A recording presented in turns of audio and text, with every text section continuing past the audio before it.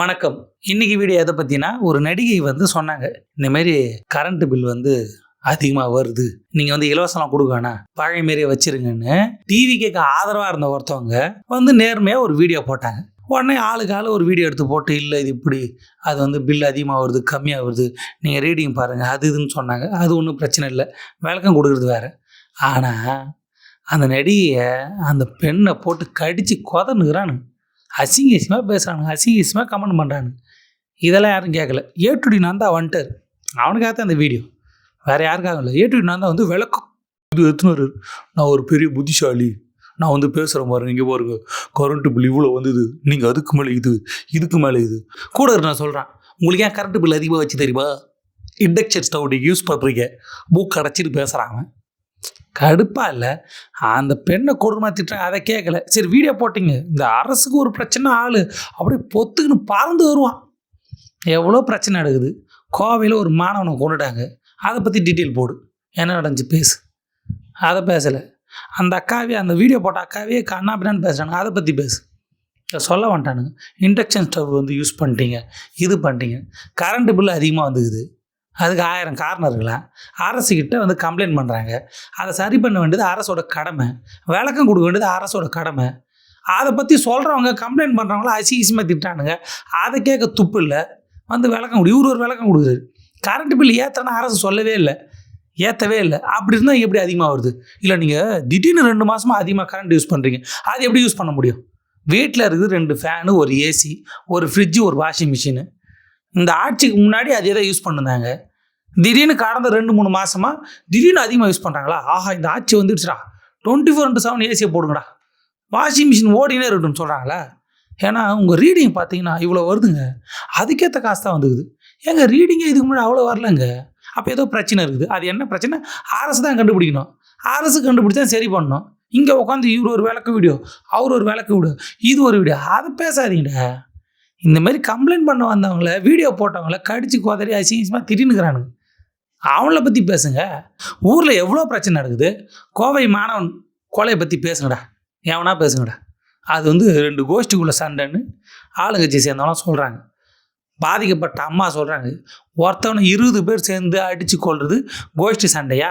அந்த மாணவன் போதைப் பொருள் பயன்படுத்துகிறவங்கள பற்றி சொல்லியிருக்கிறான் காவல்துறையில். அதுக்கான பழி வாங்குறதுக்காக தான் அந்த பையனை அடித்து கொண்டதாக அவங்க பாதிக்கப்பட்டவங்க சொல்கிறாங்க.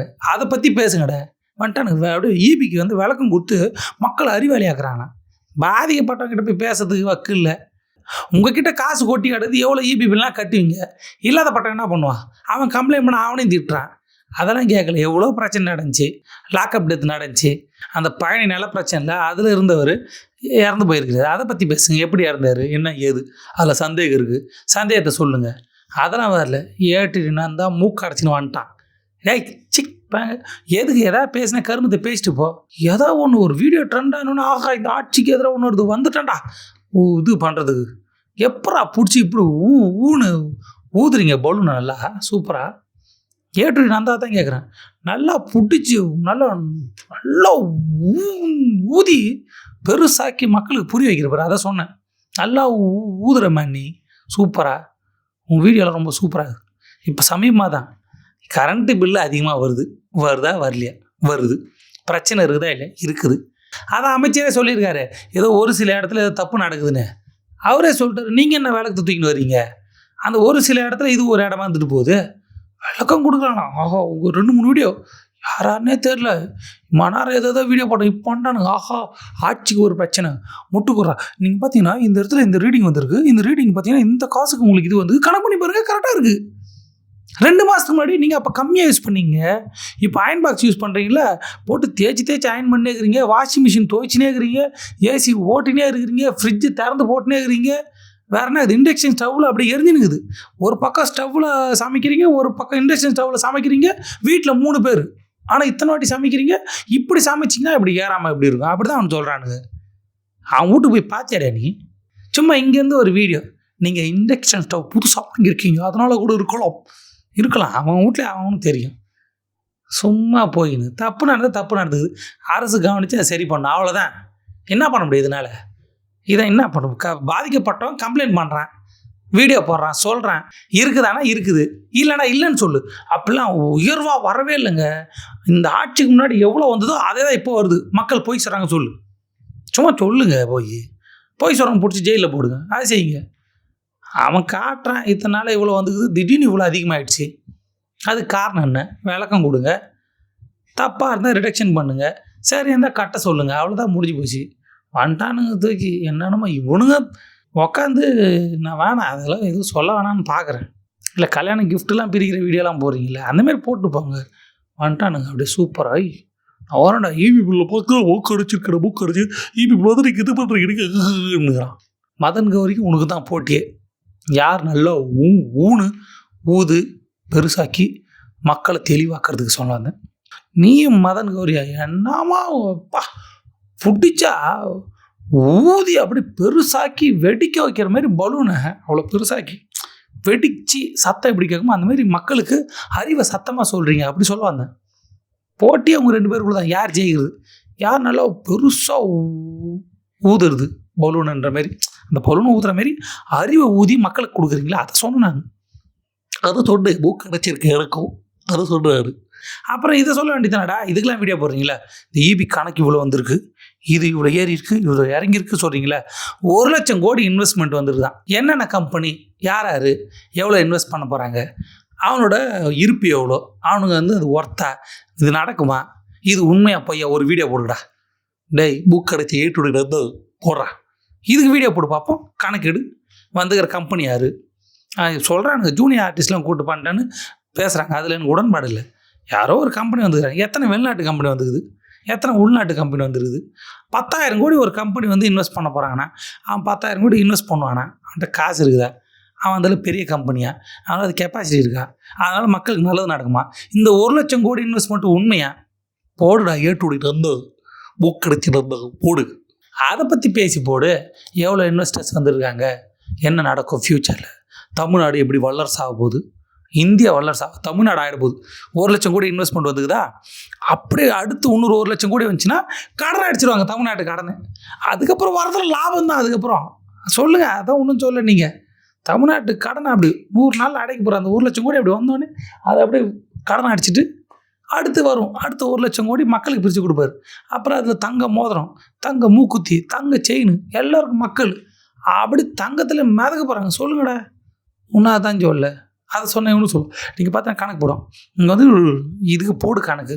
இந்த மேகதாது அணை பற்றி போடுங்க. அது எத்தனை கிலோமீட்டரில் கட்டுறாங்க, எவ்வளோ பெருசில் கட்டுறாங்க, அது கட்டினா எத்தனை டிஎம்சி வரும், எத்தனை டிஎம்சி வராது, தமிழ்நாடு ஒரு சொட்டு கூட வராதா, தமிழ்நாடு பஞ்சத்தில் அடிபட போதா, அது என்ன பிரச்சனை, அது யார் தடுக்கிறா, யார் வளர்க்குறா, யார் கட்ட போகிறா, தமிழ்நாடு கவர்மெண்ட் என்ன பண்ணுறாங்க.